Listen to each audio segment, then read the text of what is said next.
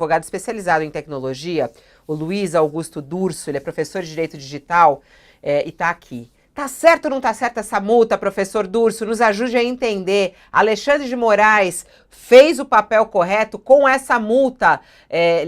Elon Musk não vai mais burlar? Como é que o senhor analisa? Bom dia. Bom dia, Fabiola, Leonardo, Josias, obrigado pelo convite e a todos que nos acompanham também.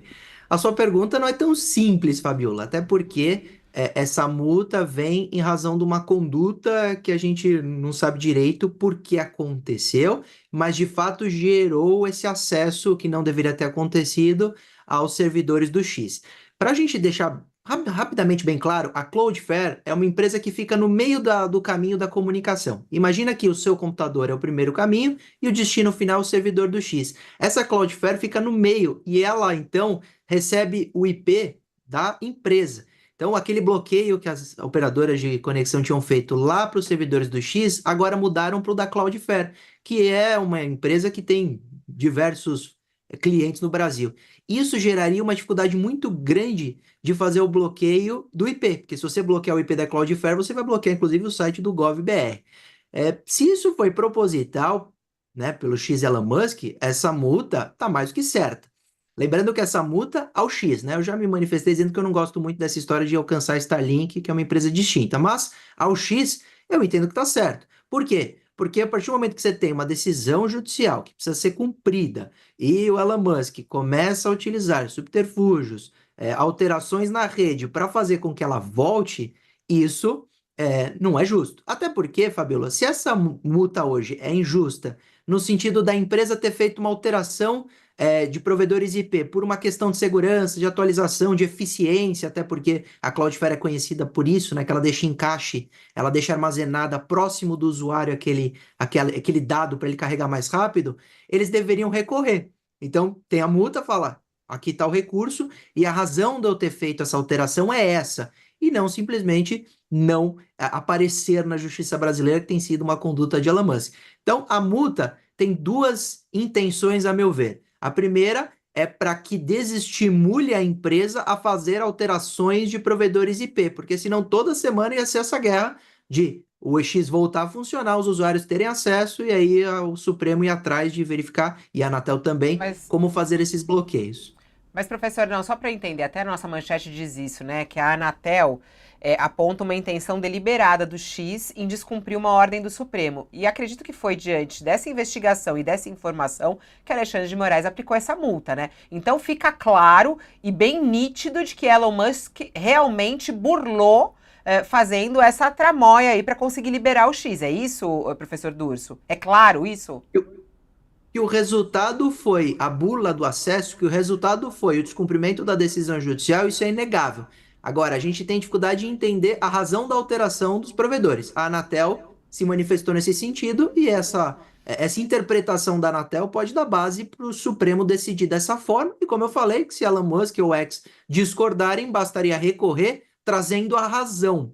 O que eu digo é que no procedimento comum de provedores IP, pode haver eventualmente uma mudança, não é algo absurdo ou inesperado, mas é estranho uma empresa fazer uma alteração depois de um bloqueio quando tudo está bloqueado de maneira adequada, claro. E isso foi a interpretação da Anatel teria sido intencional. Mas isso não deixa de ser uma interpretação porque ninguém está dentro da cabeça lá dos gestores e CEOs Doutor do Durso, X.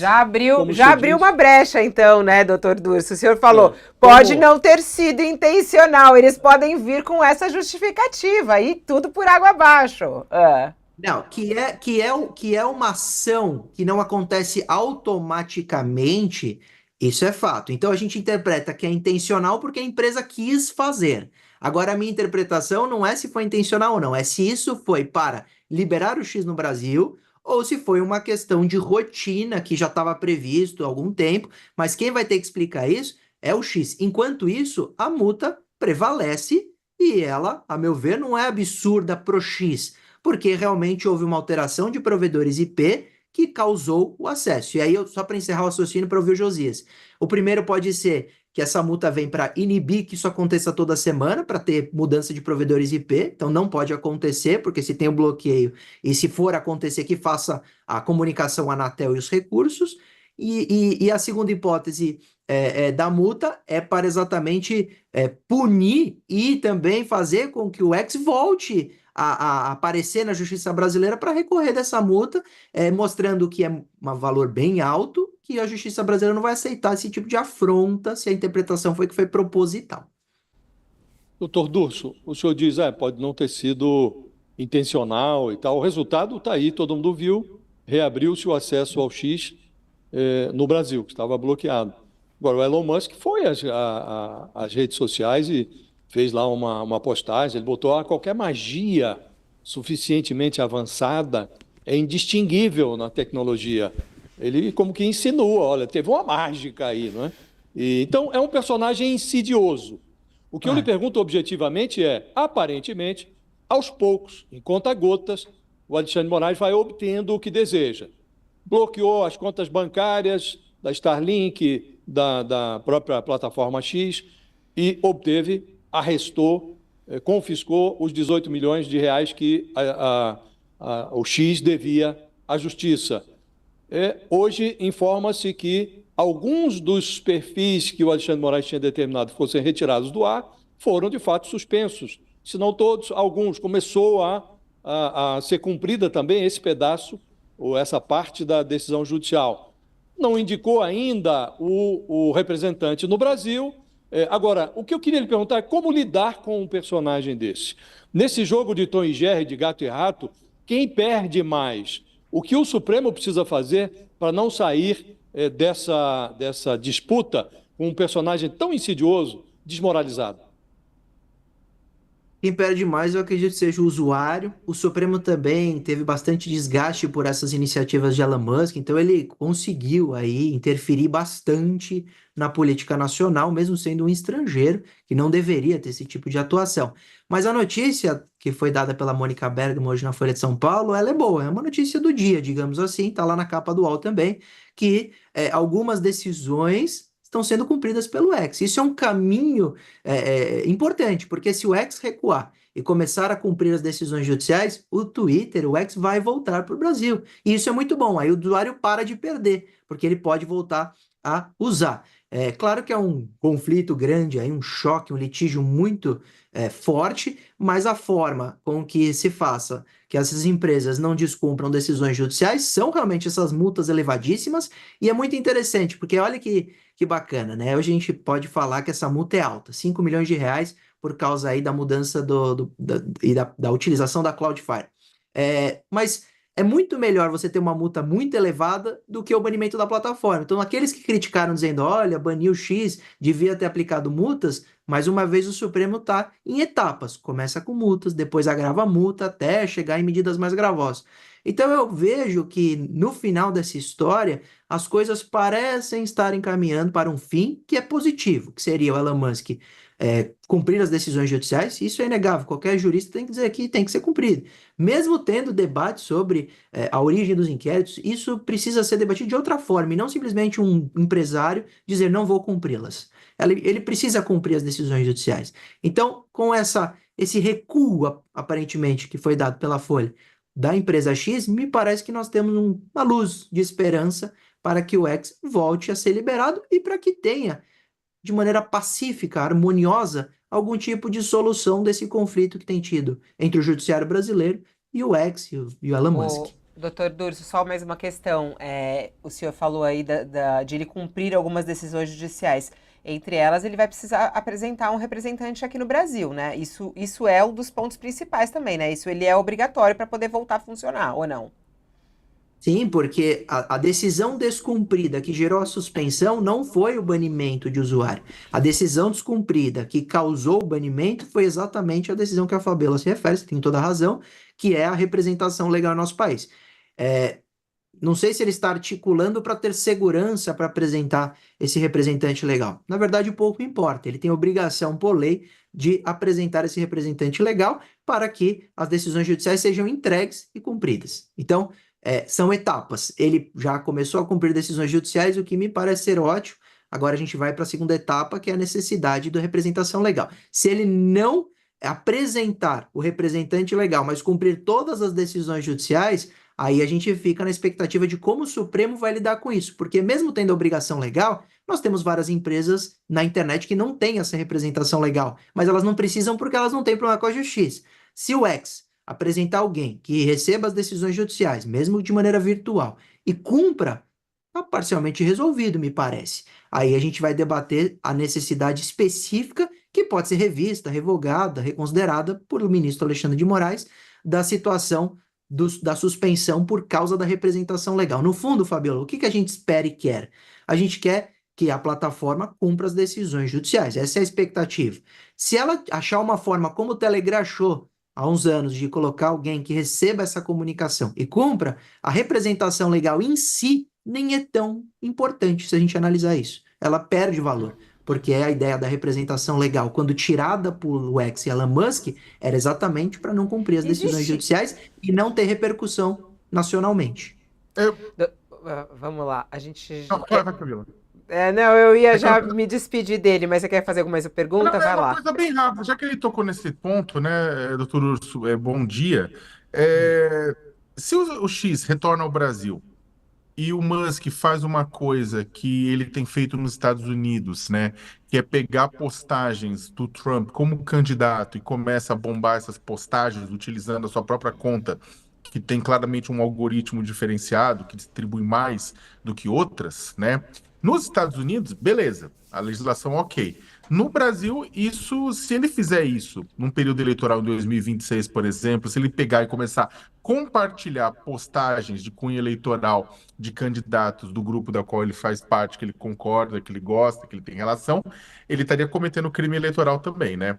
E aí eu queria saber, tipo, qual que é o... Porque ele vai estar impulsionando ilegalmente, eventualmente, a plataforma por contar com um algoritmo diferenciado. Ou seja, a gente pode esperar que, retornando o X, os problemas judiciais não terminam tão fácil, né? Ah, sem dúvida nenhuma, Leonardo. Nós conhecemos Elon Musk. Não é que ele recuou e teve uma mudança de comportamento. Não é que ele se transformou em um ser humano. Elon Musk continua sendo Elon Musk, com seus posts agressivos, com sua conduta rebelde. Elon Musk não vai mudar. A questão é que nós vimos um cenário recente que eu, por exemplo, particularmente, não via muita saída, porque nós tínhamos o plenário do Supremo Tribunal Federal, uma expectativa de julgar a situação do X, e realmente, pela contagem de votos, a gente sabia que essa questão ia ser mantida, suspensão pelo Supremo, e do outro lado, Elon Musk sem recuar. Então, nós ficaríamos sem X. Por quanto tempo? Essa era a preocupação. Agora, hoje a notícia vem no sentido de um recuo por parte de Elon Musk, que não é absoluto, Leonardo, você tem toda a razão. Isso vai ser problema logo em breve.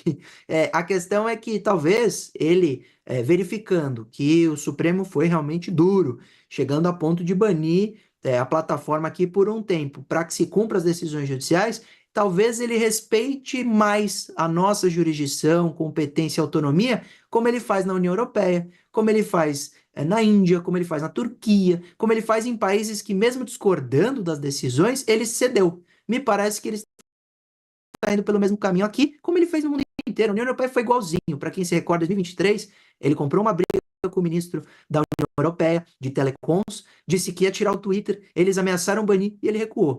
Então talvez a história só esteja se repetindo e esperamos que Elon Musk continue sendo essa pessoa questionadora, exercendo a sua liberdade de expressão, mas dentro dos limites legais e respeitando as decisões judiciais de todos os países.